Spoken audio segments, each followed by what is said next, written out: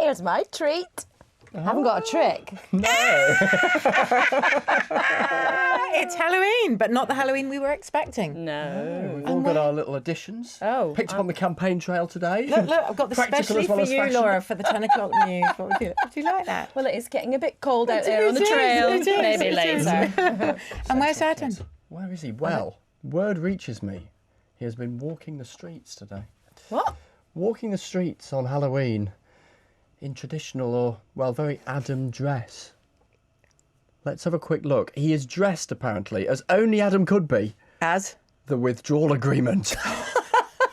Let's have a look. Ow. Guys, there's a human being under here. What looks like it? Watch the ear.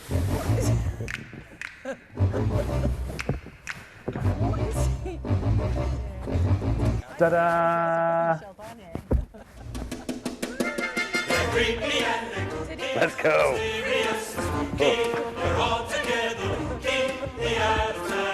It's the withdrawal agreement. Yeah, surely you'd rather have a ratified withdrawal agreement than a sweetie. No? Happy Halloween. Neat. They even brought a pen in case anyone wanted to finally sign this thing.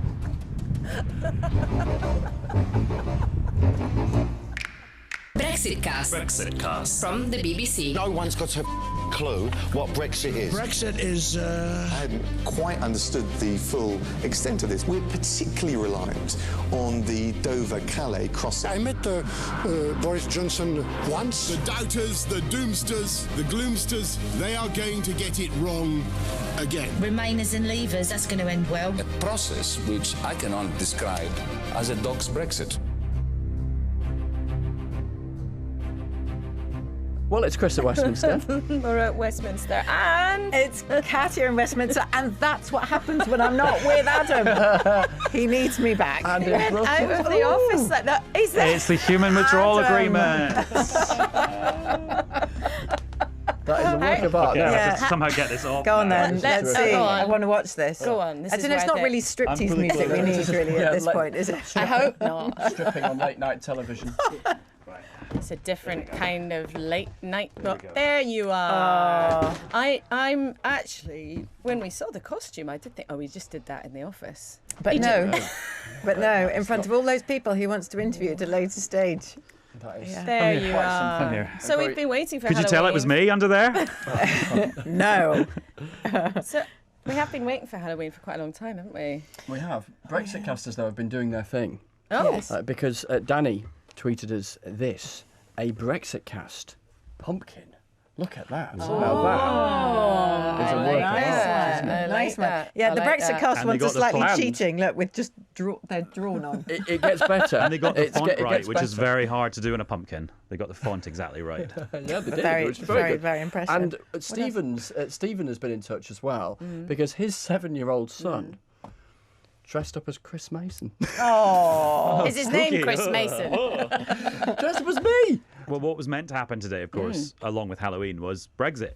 The UK was meant to have left the EU today. Yes. that is correct. And this- therefore, it was And a it did day not. that Mark Francois, the Conservative MP, had made some predictions about. Shall we have a listen? Please.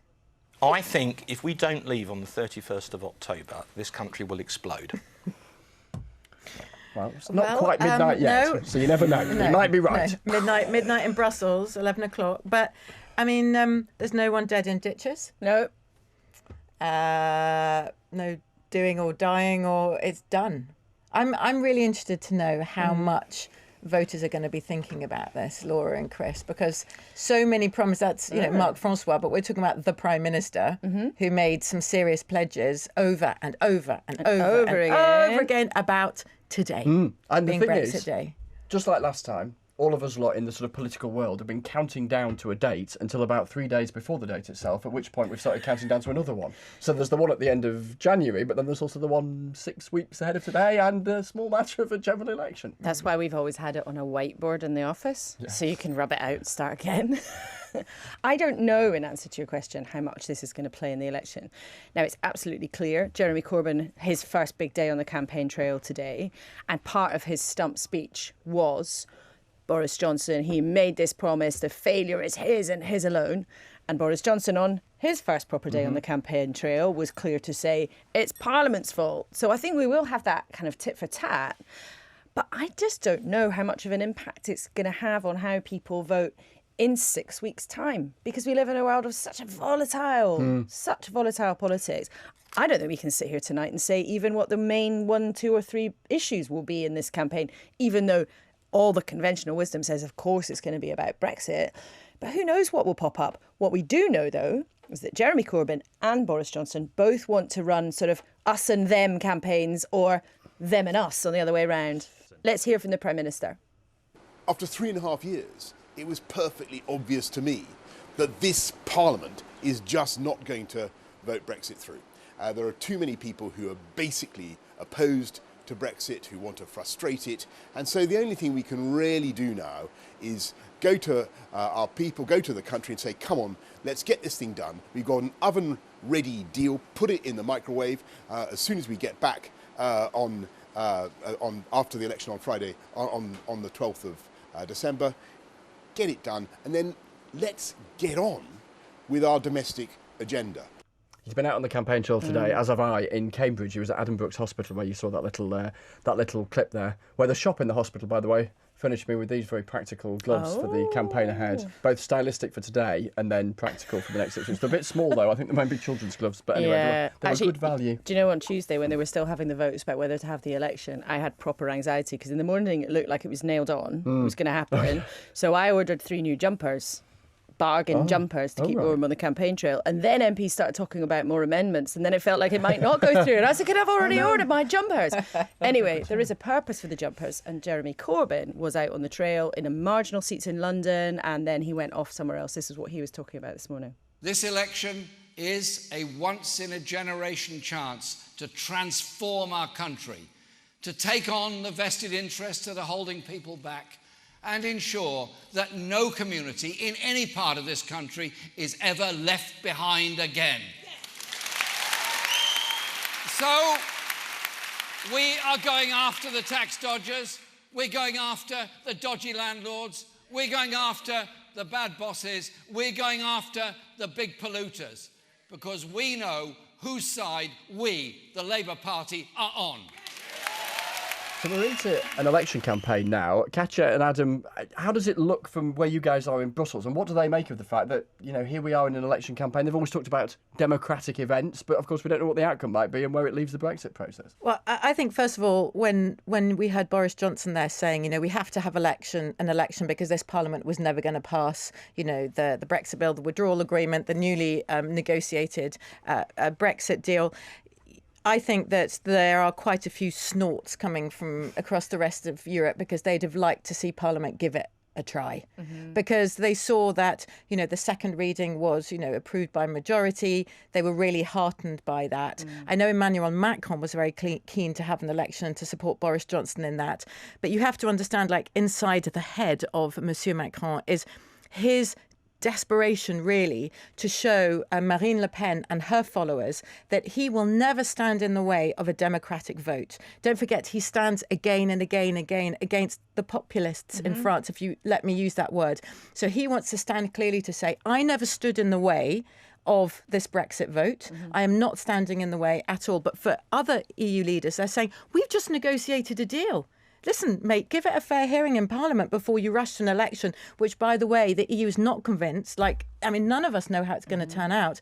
Could there be another hung Parliament? Yeah. And what will that mean for a Brexit deal? And that's why, isn't it, Adam, that, we're often discussing that we've now just passed another Brexit extension, and the EU is getting ready to be asked for yet another one come the 31st of January, and not with relish, may I add. So, Adam, what are people doing in Brussels? I mean, what's Michel Barnier up to and all the task force? 50 people? I'm sure they're all busy with important work, or maybe were they just watching you walk around wearing the withdrawal agreement? Out the window. I don't know. Avoiding me like the plague when I was dressed like the withdrawal agreement. They probably enjoy. Do you think they'd be rushing out and kissing it and hugging it and signing it? Well, no, it's an interesting combination in that you've got. So I had lunch with someone today who's worked every single day for the last 2.5 years on Brexit. They're going off to a different job. Lots of other people have moved on because they thought Brexit would be done by now. So actually the number of people who have got real knowledge and a real sort of passion for this issue is starting to dwindle. And then that will be dramatised in a few weeks when Charles Michel takes over from Donald Tusk as president of the European Council. Yeah. His approach may be very different. Bearing in mind, back in the midst of time when we were discussing a Brexit extension for the first time ever, Belgium was one of the countries saying maybe there shouldn't be an extension at all. So how does that translate when he becomes the ringmaster for the summits? Then, of course, but then on the other side, there are some people who are definitely going to be staying around. Michel Barnier, as the head of Task Force 50, will become the head of the UK task force. And so that starts on the 16th of November. And so the European Commission, the technocrats, they're going full steam ahead with the preparations for the future relationship negotiation. But the big thing, of course, everyone has got their eye on, as Katja was saying, is the result and just whether that is a sustainable basis for everything that has got to come next. So not only is that whoever wins, quote unquote, air quote, do they have a big enough majority to get the deal through, but then to not just get the deal through, but there's all sorts of milestones coming up, like Parliament has to approve the mandate for the UK's negotiations for the trade deal.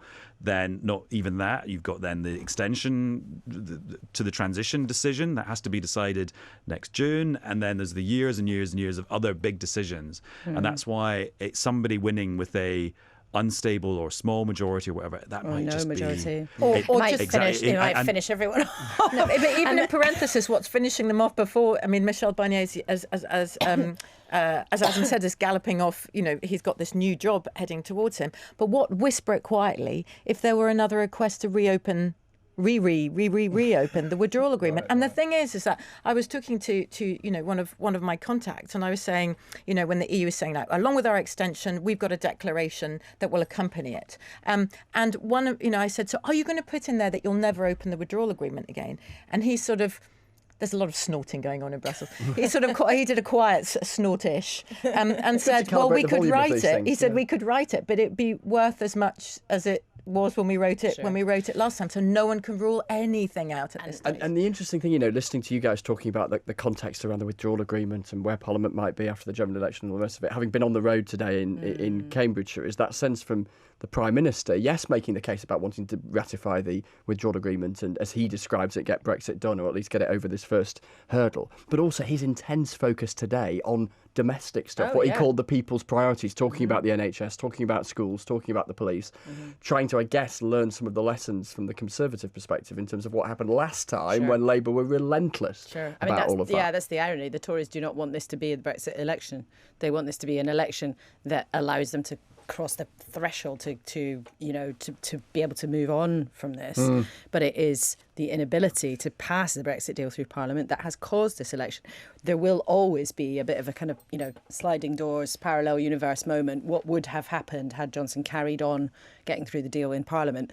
The reality is they made a political judgment that it wasn't going to be possible, or even if it was potentially possible one day, it would have inevitably led to more delay. And what is the number one focus? We've said it before. What's the number one priority for Boris Johnson's team in Downing Street?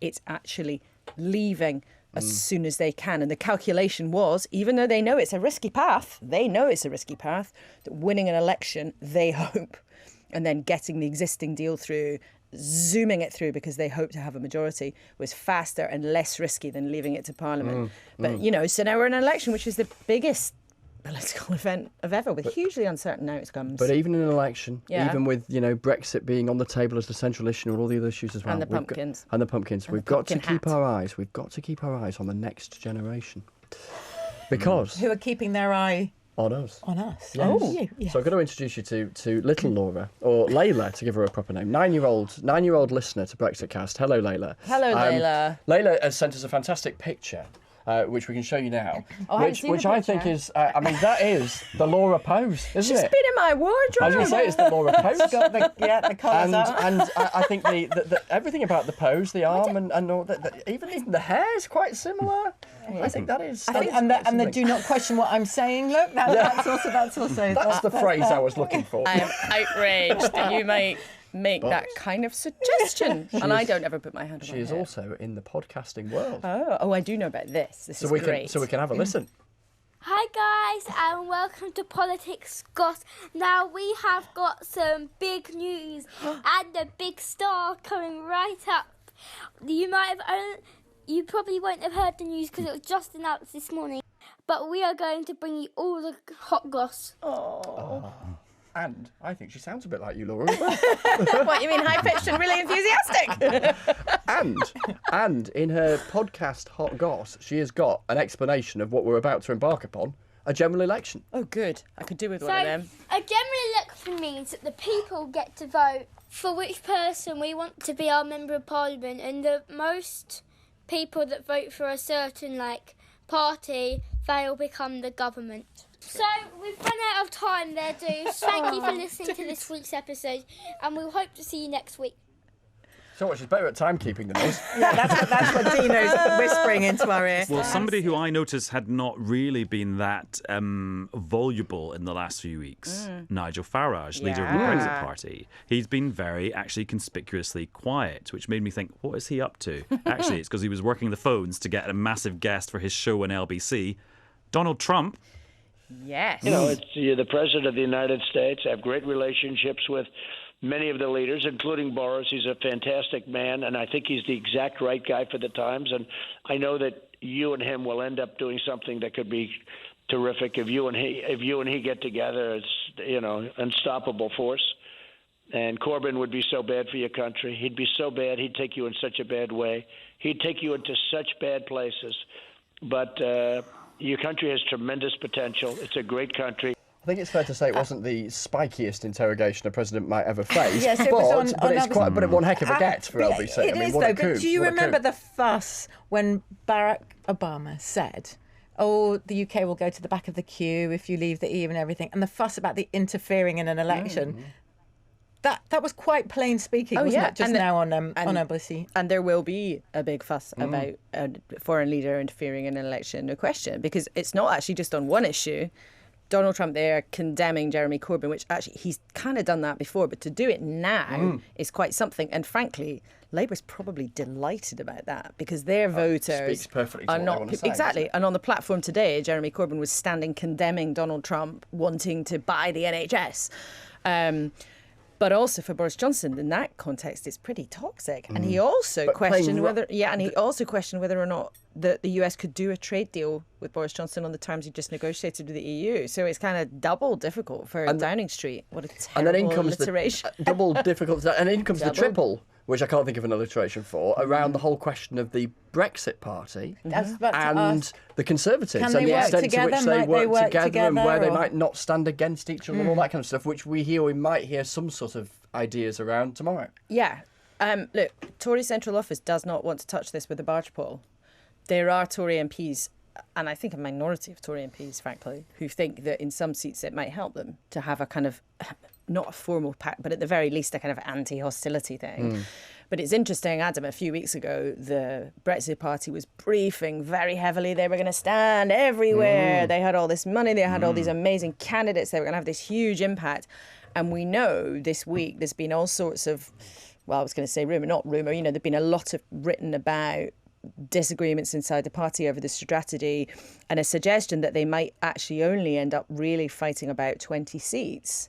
And remember also the Brexit Party is a risk potentially to Labour MPs as well as Tory MPs. But it will really matter. They're launching on Friday. And how they try to play it is really going to be fascinating. And it might be one of those, to use a terrible election metaphor, it might be one of those dogs that doesn't bark. It might not have much of an impact, or alternatively, it really could make a difference. And what about, because traditionally elections here are about two big parties. Yeah. This time we're going to look at smaller ones to see the the Brexit Party, but also the Liberal Democrats. What kind of a role do you think that they might play? Because if you do talk about an alliance, toxic or otherwise, likely or otherwise, between the Brexit Party and the Conservative Party, what about the Lib Dems and the SNP, the Scottish Nationalists together? I mean, could you even see an alliance that's an anti-Brexit alliance? Well, as I understand it, I think there have been a few little conversations kind of around the edges. So there are some seats. So, for example, Dominic Grieve, massive part of the anti-Brexit brigade in Parliament in the last couple of years. I think it's pretty much certain that the Lib Dems aren't going to stand against him in his seat, for example. We saw a similar thing, didn't we, in the by-election in Mid-Wales a couple of months ago, where there was an agreement between Plaid and the Greens that they wouldn't run against the Liberal Democrats with a similar motivation. Yeah, and I think also people campaigning for a second referendum will be trying to encourage members of the public to look and see who they should vote for tactically. In fact, I think actually one of the campaigns already has a sort of ready reckoner where you can put in your constituency and it says who you should vote for.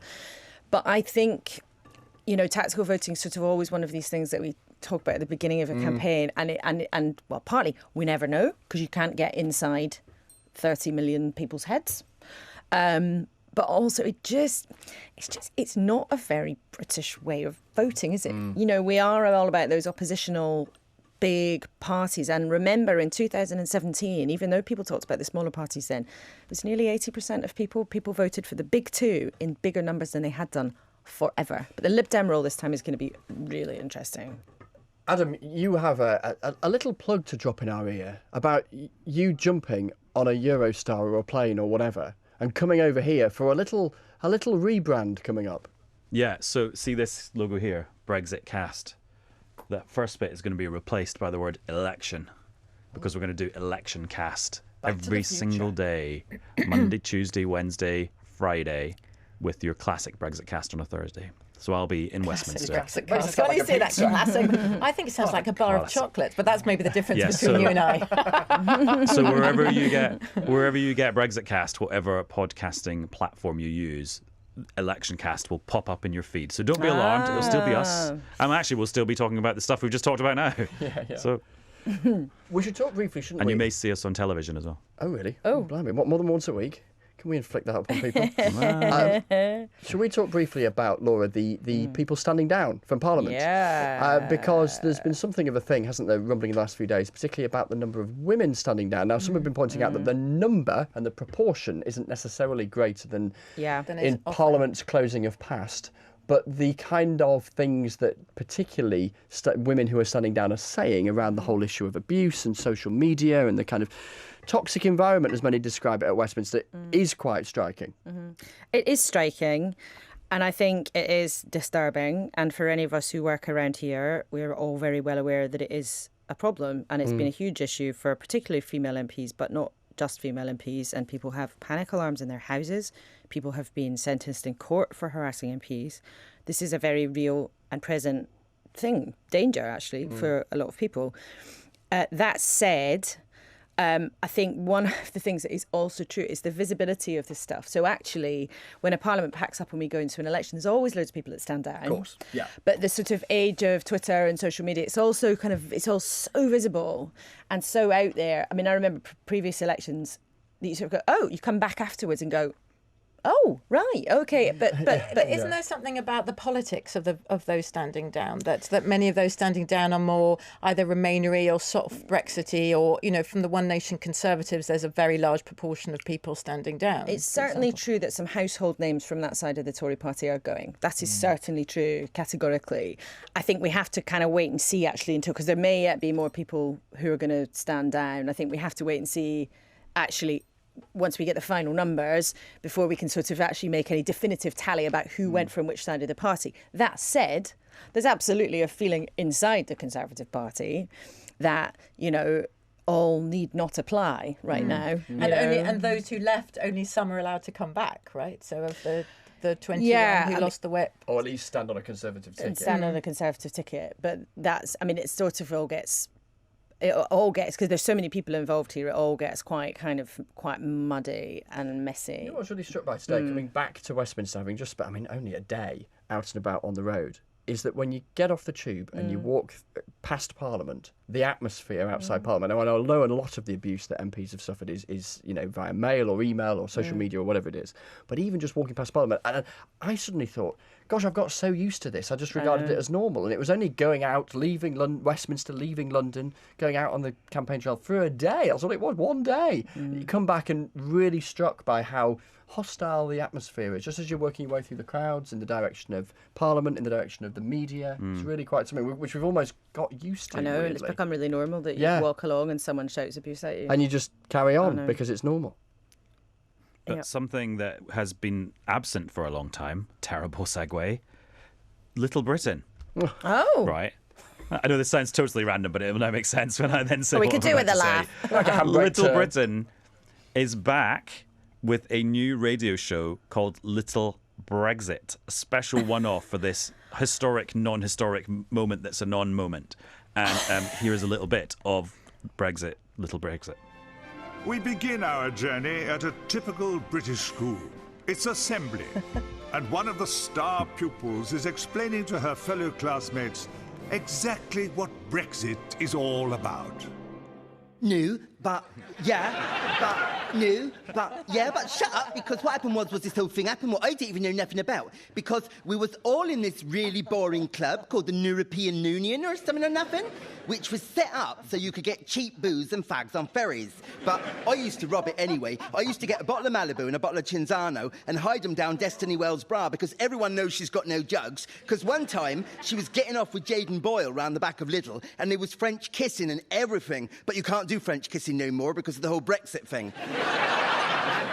Thank you, Victoria. Can you stick to the subject, please? I'm doing it! So what happened was there was this bloke called Dave who was literally like running the country or something or nothing. And when he was little, he went to Eton College, which is now probably called Eton Academy. And his BFF there was this other bloke called Joris Bonson.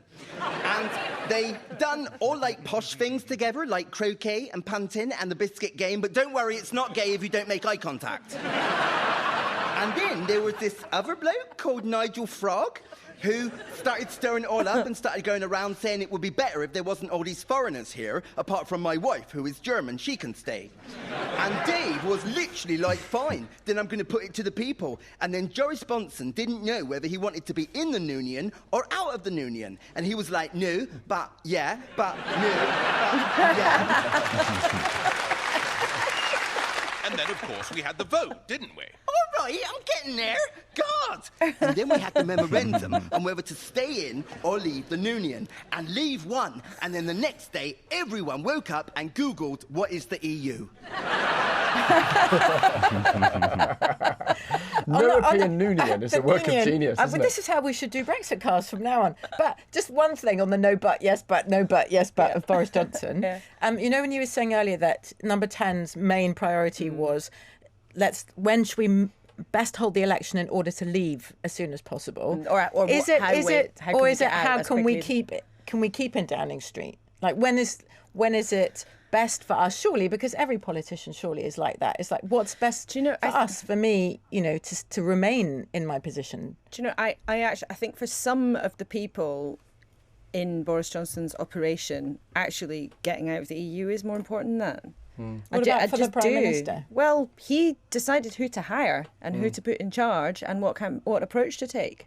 And so this is I think this is one of the weird things. I think actually in Westminster, I think it's one of the things that is a clash, right? So in Westminster, the assumption is, oh, well, he'll do whatever he can to stay in power.